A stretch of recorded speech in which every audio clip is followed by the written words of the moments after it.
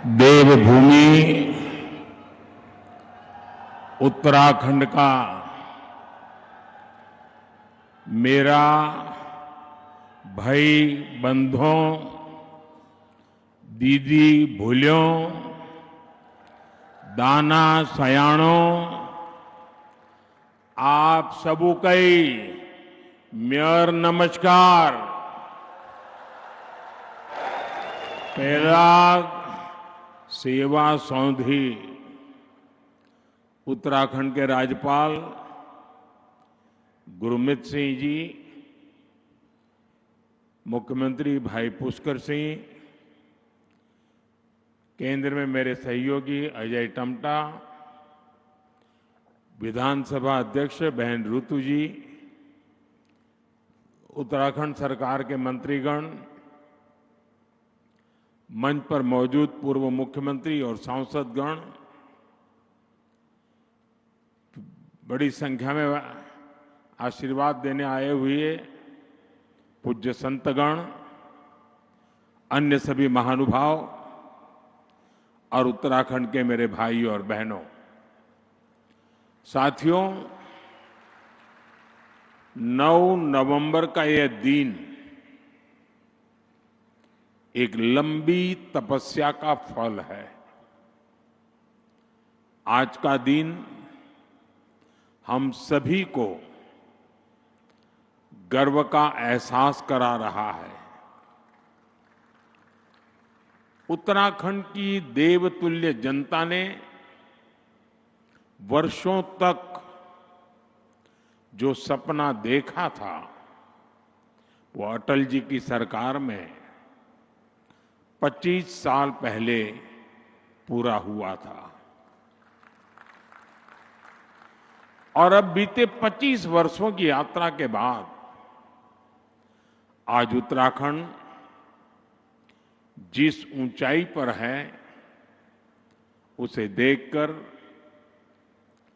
हर उस व्यक्ति का खुश होना स्वाभाविक है जिसने इस खूबसूरत राज्य के निर्माण के लिए संघर्ष किया था, जिन्हें पहाड़ से प्यार है, जिन्हें उत्तराखंड की संस्कृति, यहां की प्राकृतिक सुंदरता,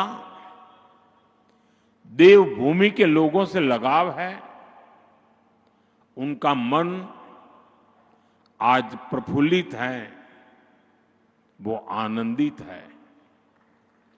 साथियों, मुझे इस बात की भी खुशी है कि डबल इंजन की भाजपा सरकार उत्तराखंड के सामर्थ्य को नई ऊंचाई देने में जुटी है। मैं आप सभी को उत्तराखंड की रजत जयंती पर बहुत बहुत बधाई देता हूं। मैं इस अवसर पर उत्तराखंड के उन बलिदानियों को भी श्रद्धांजलि देता हूं जिन्होंने आंदोलन के दौरान अपना जीवन न्यौछावर कर दिया। मैं उस वक्त के सभी आंदोलनकारियों का भी वंदन करता हूं, अभिनंदन करता हूं।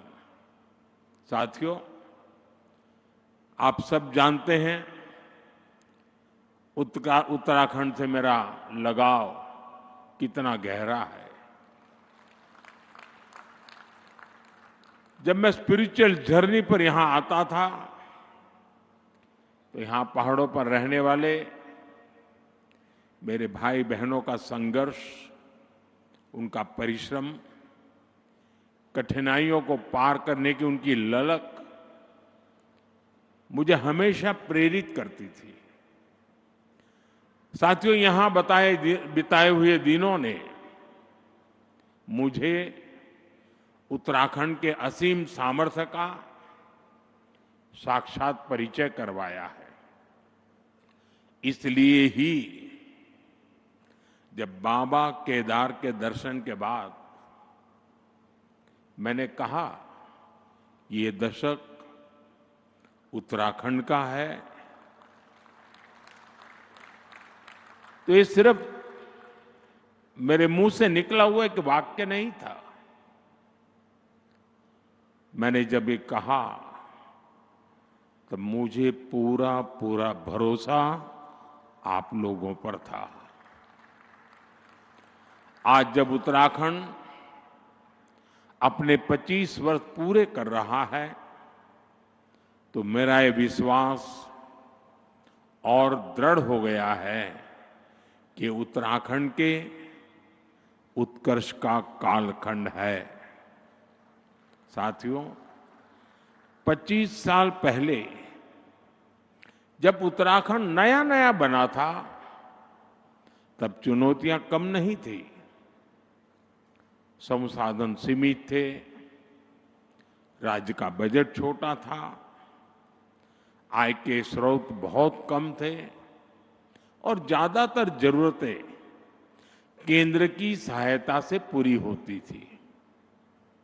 आज तस्वीर पूरी तरह बदल चुकी है।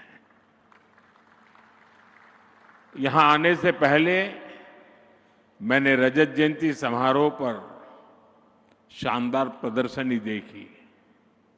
आपसे भी मेरा आग्रह है कि उस प्रदर्शनी को उत्तराखंड के हर नागरिक ने देखनी चाहिए। इसमें उत्तराखंड की पिछले 25 वर्षों की यात्रा की झलकियां हैं। Infrastructure, education, industry, tourism, health, power और ग्रामीण विकास, ऐसे अनेक क्षेत्रों में सफलता की गाथाएं प्रेरित करने वाली है। 25 साल पहले उत्तराखंड का बजट सिर्फ 4,000 करोड़ रुपए था। आज जो 25 साल की उम्र के हैं, उनको उस समय का कुछ भी पता नहीं होगा। उस समय 4,000 करोड़ रुपए का बजट था। आज ये बढ़कर 1,00,000 करोड़ रुपए को पार कर चुका है। 25 साल में उत्तराखंड में बिजली उत्पादन 4 गुना ज्यादा हो गया है। 25 वर्षों में उत्तराखंड में सड़कों की लंबाई बढ़कर 2 गुनी हो गई है और यहां 6 महीने में 4,000 यात्री हवाई जहाज से आते थे। 6 महीने में 4,000। आज एक दिन में 4,000 से ज्यादा यात्री हवाई जहाज से आते हैं। साथियों, इन 25 सालों में इंजीनियरिंग कॉलेजों की संख्या 10 गुना से ज्यादा बढ़ी है। पहले यहां सिर्फ एक मेडिकल कॉलेज था, आज यहां 10 मेडिकल कॉलेज है। 25 साल पहले वैक्सीन कवरेज का दायरा सिर्फ 25% भी नहीं था। 75% से ज्यादा लोग बिना वैक्सीन की जिंदगी शुरू करते थे। आज उत्तराखंड का करीब करीब हर गांव वैक्सीन कवरेज के दायरे में आ गया है।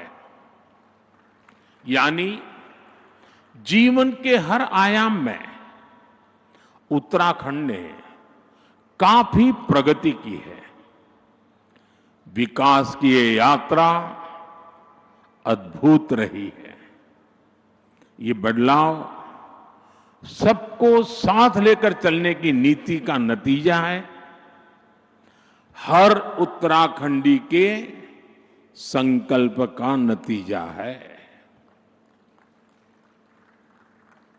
पहली पहाड़ों की चढ़ाई, विकासक बाढ़ कै रोक दें सी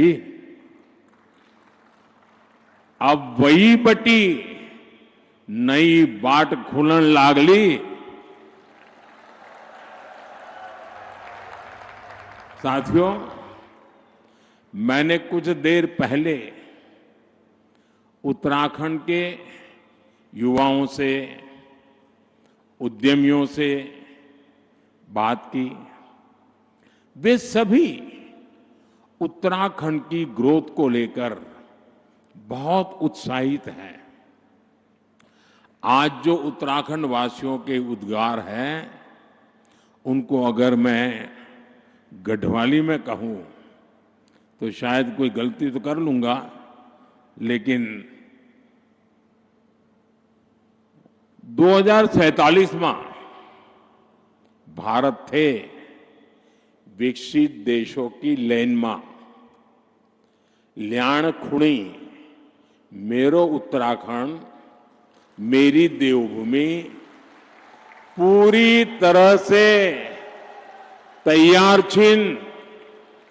साथियों, उत्तराखंड की विकास यात्रा को गति देने के लिए आज भी यहां कई परियोजनाओं का उद्घाटन और शिलान्यास किया गया है।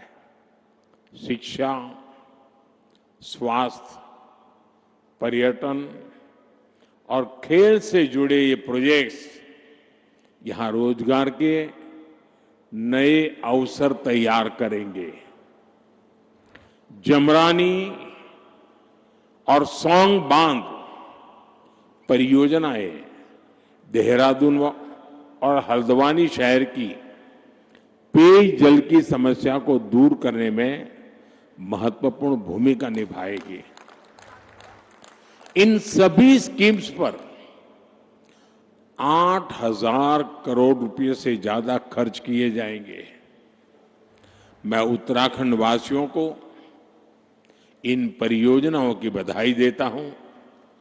साथियों, उत्तराखंड सरकार अब सेब और कीवी के किसानों को डिजिटल करेंसी में अनुदान देना शुरू कर रही है। इसमें आधुनिक टेक्नोलॉजी के माध्यम से आर्थिक मदद की पूरी ट्रैकिंग करना संभव हो रहा है। इसके लिए मैं राज्य सरकार, रिजर्व बैंक ऑफ इंडिया समेत सभी स्टेक होल्डर्स की भी प्रशंसा करता हूं। साथियों, देवभूमि उत्तराखंड भारत के आध्यात्मिक जीवन की धड़कन है। गंगोत्री, यमुनोत्री, केदारनाथ, बद्रीनाथ, जागेश्वर, आदि कैलाश, ऐसे अनगिनत तीर्थ हमारी आस्था के प्रतीक है। हर वर्ष लाखों श्रद्धालु इन पवित्र धामों की यात्रा पर आते हैं। उनकी यात्रा भक्ति का मार्ग खोलती है, साथ ही उत्तराखंड की अर्थव्यवस्था में नई ऊर्जा भरती है। साथियों, बेहतर कनेक्टिविटी का उत्तराखंड के विकास से गहरा नाता है। इसलिए आज राज्य में 2 लाख करोड़ रुपए से अधिक की परियोजनाओं पर काम चल रहा है। ऋषिकेश कर्णप्रयाग रेल परियोजना प्रगति पर है। दिल्ली देहरादून एक्सप्रेसवे अब लगभग तैयार है। गौरीकुंड, केदारनाथ और गोविंदघाट हेमकुंड साहब रोपवे का शिलान्यास हो चुका है। ये परियोजनाएं उत्तराखंड में विकास को नई गति दे रही हैं। साथियों, उत्तराखंड ने 25 वर्षों में विकास की एक लंबी यात्रा तय की है। अब सवाल ये है कि अगले 25 वर्षों में हम उत्तराखंड को किस ऊंचाई पर देखना चाहेंगे। आपने वो कहावत जरूर सुनी होगी, जहां चाह वहां राह। इसलिए जब हमें ये पता होगा कि हमारा लक्ष्य क्या है, तो वहां पहुंचने का रोड मैप भी उतनी ही तेजी से बनेगा। और अपने लक्ष्यों पर चर्चा के लिए 9 नवंबर से बेहतर दिन और क्या होगा। साथियों, उत्तराखंड का असली परिचय उसकी आध्यात्मिक शक्ति है। उत्तराखंड अगर ठान ले तो अगले कुछ ही वर्षों में खुद को spiritual capital of the world के रूप में स्थापित कर सकता है। यहां के मंदिर, आश्रम, ध्यान और योग के सेंटर, इन्हें हम ग्लोबल नेटवर्क से जोड़ सकते हैं। साथियों, देश विदेश से लोग यहां वेलनेस के लिए आते हैं। यहां की जड़ी बूटियां और आयुर्वेदिक औषधियों की मांग तेजी से बढ़ रही है। पिछले 25 वर्षों में एरोमेटिक प्लांट्स, आयुर्वेदिक जड़ी बूटियां, योग और वेलनेस टूरिज्म में उत्तराखंड ने शानदार प्रगति की है। अब समय है कि उत्तराखंड की हर विधानसभा क्षेत्र में योग केंद्र, आयुर्वेद केंद्र, नेचुरोपैथी संस्थान, होम स्टे, एक कंप्लीट पैकेज, उस दिशा में हम सोच सकते हैं। ये हमारे विदेशी टूरिस्ट को बहुत अपील करेगा।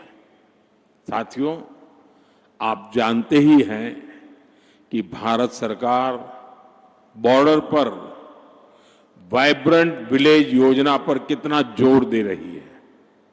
मैं चाहता हूं कि उत्तराखंड का हर वाइब्रेंट विलेज खुद में एक छोटा पर्यटन केंद्र बने, वहां होम स्टे बने, स्थानीय भोजन और संस्कृति को बढ़ावा मिले।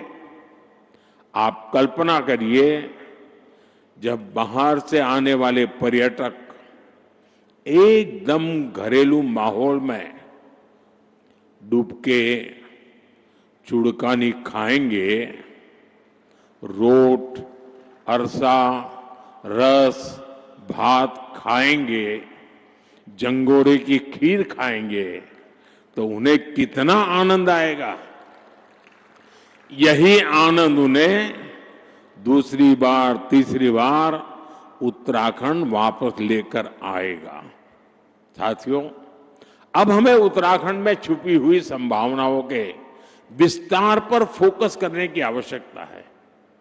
यहां हरेला, फुलदेई, भिटौली जैसे त्योहारों का हिस्सा बनने के बाद पर्यटक उस अनुभव को हमेशा याद रखते हैं। यहां के मेले भी उतने ही जीवंत हैं।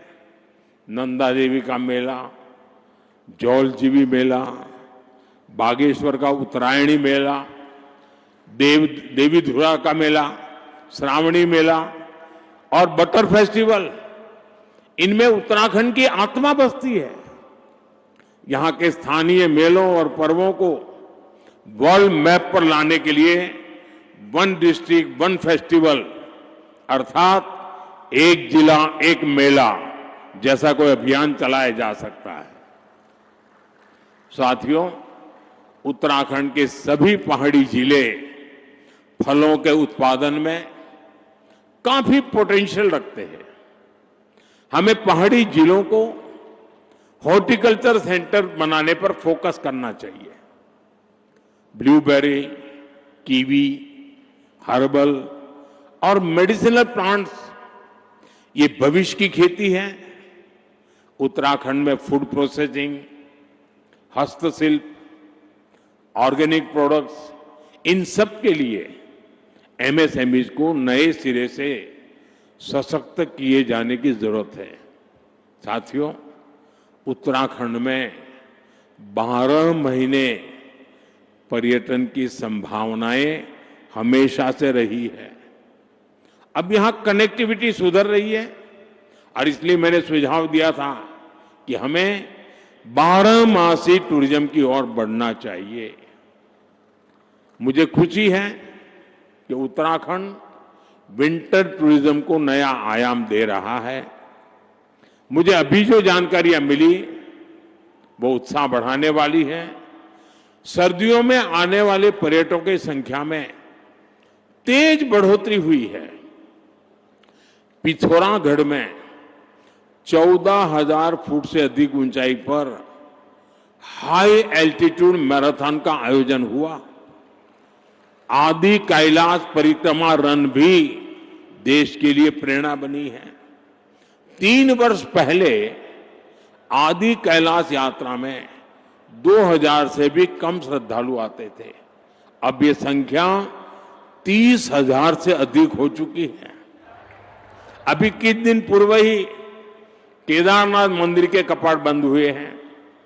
केदारनाथ धाम में इस बार करीब 17 लाख श्रद्धालु देवदर्शन के लिए आए हैं। तीर्थाटन, 12 मासी पर्यटन उत्तराखंड का वो सामर्थ्य है जो उसे निरंतर विकास की नई ऊंचाई पर ले जाएगा। इको टूरिज्म के लिए भी बहुत संभावना है। एडवेंचर टूरिज्म के लिए भी बहुत संभावना है। देश भर के नौजवानों के लिए यह आकर्षण का केंद्र बन सकता है। साथियों, उत्तराखंड अब फिल्म डेस्टिनेशन के रूप में भी उभर रहा है। राज्य की नई फिल्म नीति से शूटिंग करना और आसान हो गया है। वेडिंग डेस्टिनेशन के रूप में भी उत्तराखंड लोकप्रिय हो रहा है और मेरा तो अभियान चल रहा है वेड in India. Wade in India के लिए उत्तराखंड को अपने यहां उसी आलिशान स्तर की सुविधाएं विकसित करनी चाहिए और इसके लिए 5-7 बड़ी डेस्टिनेशन को तय करके उन्हें विकसित किया जा सकता है। साथियों, देश ने आत्मनिर्भर भारत का संकल्प लिया है। इसका रास्ता वोकल फॉर लोकल से तय होगा। उत्तराखंड इस विजन को हमेशा से जीता आया है। स्थानीय उत्पाद से लगाव, उनका उपयोग, उनको अपने जीवन का हिस्सा बना लेना, ये यहां की परंपरा का अभिन्न हिस्सा है। मुझे खुशी है कि उत्तराखंड सरकार ने वोकल फॉर लोकल अभियान को तेज गति दी है। इस अभियान के बाद उत्तराखंड के 15 कृषि उत्पादों को जीआई टैग मिला है। यहां के बेडू फल और बद्री गाय के घी को हाल के दिनों में जीआई टैग मिलना सचमुच में बहुत गौरव की बात है। बद्री गाय का घी पहाड़ के हर घर की शान है। अब बेडू पहाड़ के गांवों से निकलकर बाहर के बाजारों तक पहुंच रहा है। इससे बने उत्पादों पर अब जीआई टैग लगा होगा। वो उत्पाद जहां भी जाएगा अपने साथ उत्तराखंड की पहचान भी लेकर जाएगा। ऐसे ही जीआई टैग वाले प्रोडक्ट्स को हमें देश के घर घर पहुंचाना है। साथियों, मुझे खुशी है हाउस ऑफ हिमालयाज उत्तराखंड का ऐसा ब्रांड बन रहा है जो स्थानीय पहचान को एक मंच पर ला रहा है। इस ब्रांड के तहत राज्य के विभिन्न उत्पादों को एक साझा पहचान दी गई है ताकि वे ग्लोबल मार्केट में प्रतिस्पर्धा कर सके। राज्य के कई उत्पाद अब डिजिटल प्लेटफॉर्म पर उपलब्ध है। इससे ग्राहकों को तक उनकी सीधी पहुंच बनी है और किसानों, कारीगरों और छोटे उद्यमियों के लिए एक नया बाजार खुला है। हाउस ऑफ हिमालयाज की ब्रांडिंग के लिए भी आपको नई ऊर्जा के साथ जुटना है। मैं समझता हूं इन ब्रांड के प्रोडक्ट्स के डिलीवरी मैकेनिज्म पर भी हमें लगातार काम करना होगा। साथियों, आप जानते हैं कि उत्तराखंड की अब तक की विकास यात्रा में कई रुकावटें आई हैं, लेकिन भाजपा की मजबूत सरकार ने हर बार उन बाधाओं को पार किया और ये सुनिश्चित किया है कि विकास की गति पर ब्रेक न लगे। उत्तराखंड की धामी सरकार ने जिस गंभीरता से यहां समान नागरिक संहिता को लागू किया, वो दूसरे राज्यों के लिए भी मिसाल है। राज्य सरकार ने धर्मांतरण विरोधी कानून और दंगा नियंत्रण कानून जैसे राष्ट्रहित से जुड़े विषयों पर साहसिक नीति अपनाई। प्रदेश में तेजी से उभर रहे जमीन कब्जाने और डेमोग्राफी में बदलाव जैसे संवेदनशील मुद्दे पर भी भाजपा सरकार ठोस कार्रवाई कर रही है। आपदा प्रबंधन के क्षेत्र में उत्तराखंड सरकार ने तेजी और संवेदनशीलता के साथ काम करते हुए जनता की हर संभव मदद का प्रयास किया है। साथियों, आज जब हम राज्य स्थापना की रजत जयंती मना रहे हैं, मुझे पूरा विश्वास है कि आने वाले वर्षों में हमारा उत्तराखंड विकास की नई ऊंचाइयों को छुएगा। अपनी संस्कृति, अपनी पहचान को उसी गर्व के साथ आगे बढ़ाएगा। मैं एक बार फिर उत्तराखंड के सभी निवासियों को रजत जयंती समारोह की हार्दिक शुभकामनाएं देता हूं और मैं आपसे अपेक्षा करता हूं कि अभी से 25 साल के बाद जब देश आजादी के 100 साल मनाता होगा, तब उत्तराखंड किस ऊंचाई पर होगा, ये लक्ष्य अभी से तय कर लेना चाहिए, रास्ता चुन लेना चाहिए और इंतजार किए बिना चल पड़ना चाहिए। मैं आपको ये भी भरोसा देता हूं कि भारत सरकार हमेशा उत्तराखंड सरकार के साथ खड़ी है। आपको हर कदम पर सहयोग देने को हम तत्पर हैं।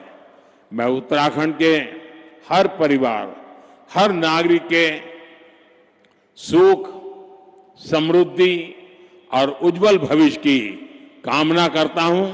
आप सबका बहुत बहुत धन्यवाद। भारत माता की, भारत माता की। वंदे मातरम का 150वां वर्ष है।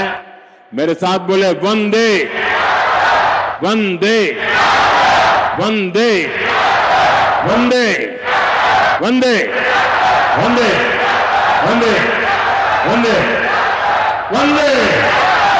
बहुत बहुत धन्यवाद।